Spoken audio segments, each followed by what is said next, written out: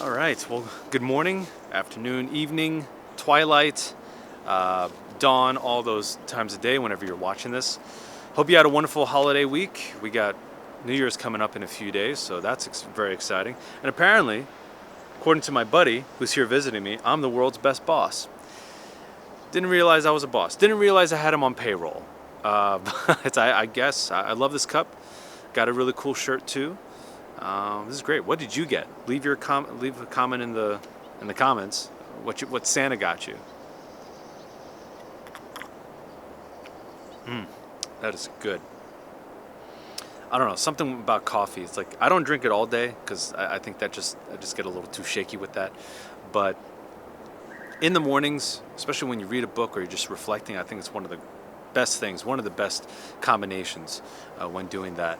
And this morning I was thinking about, some things in the previous days that happened in the previous day, and it inspired the title for this video. Man, there are some flies. I don't know why.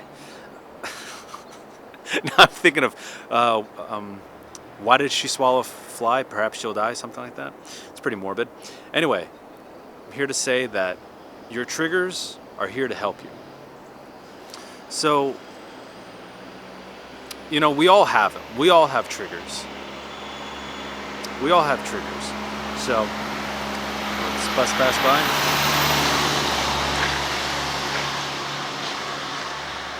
So yesterday, my buddy and I were playing some chess after we filmed some reviews, and game was going great. I really thought like I would be beat really quick because this guy, my buddy's really smart.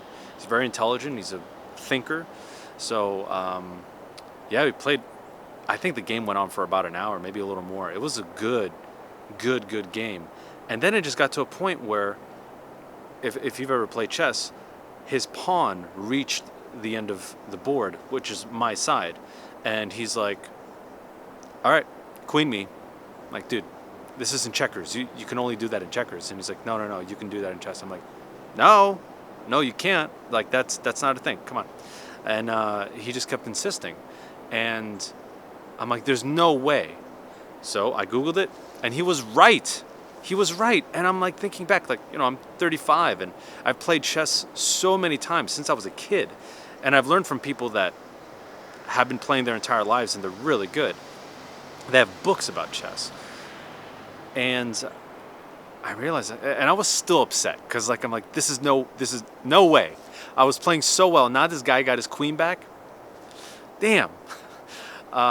Anyway, so we kept playing, doing, again, very high intensity. And then, what was it? Essentially, there was a move. I don't know if you guys are interested in this, but essentially, I still had a pawn in its original spot. It hadn't moved yet since the beginning of the game.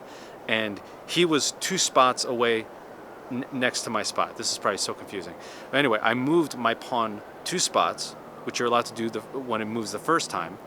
And then he was right next to it. His pawn was right next to my pawn.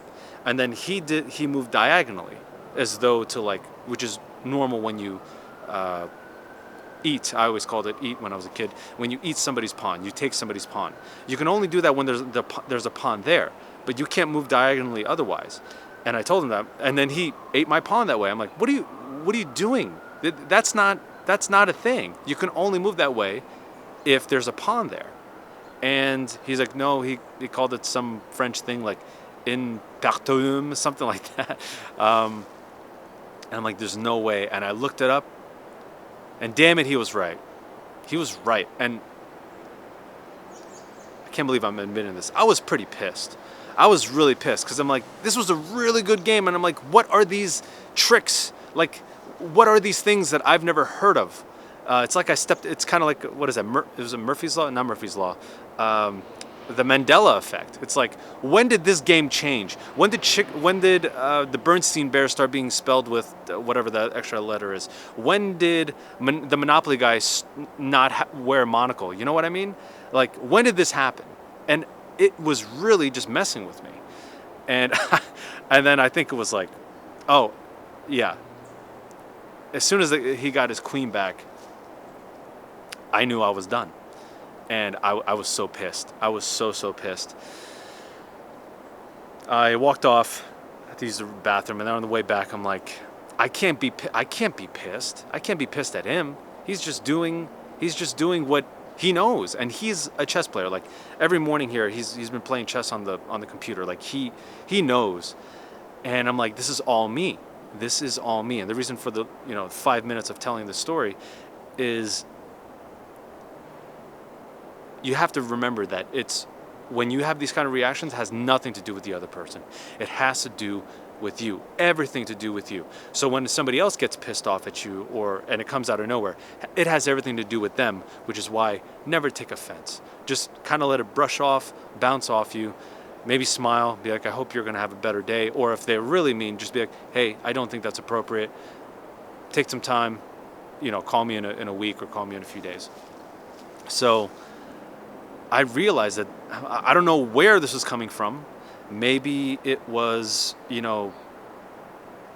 trying to have control in my life, or knowing that certainty, you know what I mean? We all want certainty. So having certainty in my life that it's like, all right, I've played this for years. I know how to play the game. I know everything about the game. And then this new thing pops up. It's like, what is this lie that's being presented to me? What is this new thing, that foreign thing entering my life? It gets that deep. What is this thing? Who is this person that's lying to me that I trusted? All that kind of stuff. This goes way deeper. That's what triggers are. It's stored energy, stored tension in our bodies that was never, from a traumatic moment, that was never processed. And then it comes out in these little moments that have nothing to do with the original moments, memory that caused that trauma. So that's why, it sucks. It doesn't feel good. Yesterday, after that happened, I'm like, okay, obviously telling myself, you know better than this. You're better than this. You know that you shouldn't be pissed off at your friend. You know that it has nothing to do with him. It has everything to do with you. This is a moment to show you something about yourself, to tell you something you haven't let go of. And again, this isn't easy because it takes discipline. It's, some moments when that happens, some people driving, watching. When this happens, it takes work to take that moment to feel what you're experiencing, because you didn't allow yourself however many times previously to feel it, to go through it. And it's not easy. I'm not done with it. I still, I'm allowing, just if it comes up, then each time it comes up, I figure out more and more. But the point is, these moments are not here to hurt you, to harm you, to make your life terrible and hard and difficult. These things are coming up to tell you something. These triggers are here to tell you what you have neglected in you. These triggers are here to help you heal from things you've experienced in the past and are still perpetually experiencing in your relationships, in your job, with your habits. Let that sink in for a moment.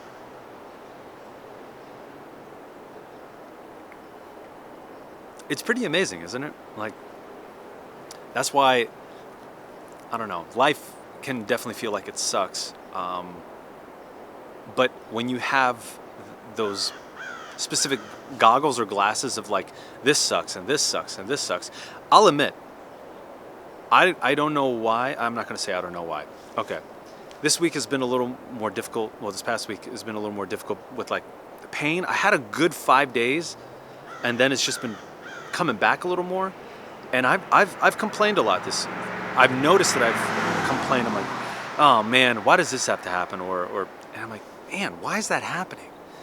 So it could be a buildup of tension in the body, which means my body is telling me something that I need to still work on, that I'm still doing something against myself. I'm working against myself. Maybe I'm working too hard on something that I don't need to work that hard on. It's, what is it? I forgot who said it in the exact line, but essentially it's when you work really hard at something to make something happen. I think it was Bruce Lipton. When you work really hard to attain something, that means you're doing something that you're doing something that doesn't match your belief system. You have a certain belief that thinks it can't acquire or do this one thing. That's why you end up using willpower to do this thing, to work harder.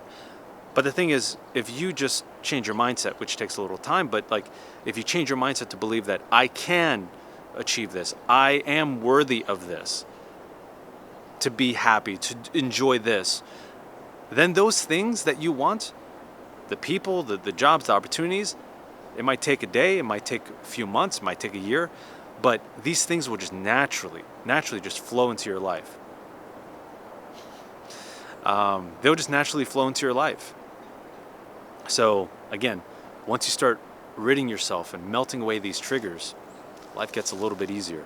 But remember, they're not here to bother you, to harm you. They're here to show you something. So whatever that is, start listening. Start listening, because if you don't, they're just going to get louder and louder and louder. And every single day, it's just going to be reacting negatively to all these situations, to people, to what people say. Like last night I was filming, I'm about to end this video, but last night I was filming a beer review at this brewery, and somebody got a little offended by what I said. Like, had nothing to do with them. But after we're done filming, she's like, I listened to what you said and I can't believe what you said. I'm like, oh. And then, I'm like, all right, well, what did I say? Let's talk about it. And she expressed it. And I'm like, look, it's I totally understand. I definitely understand. I wasn't speaking to one specific group or something. And I'm like, hey, don't worry. When you watch the video, you'll see the twinkle, the smile in my eye, and you won't get offended. It's I'm just having a little bit of fun. It's always nice, playful. So, and then she still just kept going on. It's it just happens. It happens. But see, like me even smiling right now, it's humorous because we've gone through things, and it's not really that bad. It's not that serious. These are things that you can be able to laugh. You should be able to laugh at. I laugh at myself all the time because we're human. We make mistakes. We're quirky. We have moments like that. Like this morning, I was talking to my buddy, and I think I maybe had like 2 sips of coffee. I was jumbling up my words, and I laughed because it's so funny. So anyway, your triggers are here to help you. So start listening and have fun with it. I'll see you next time.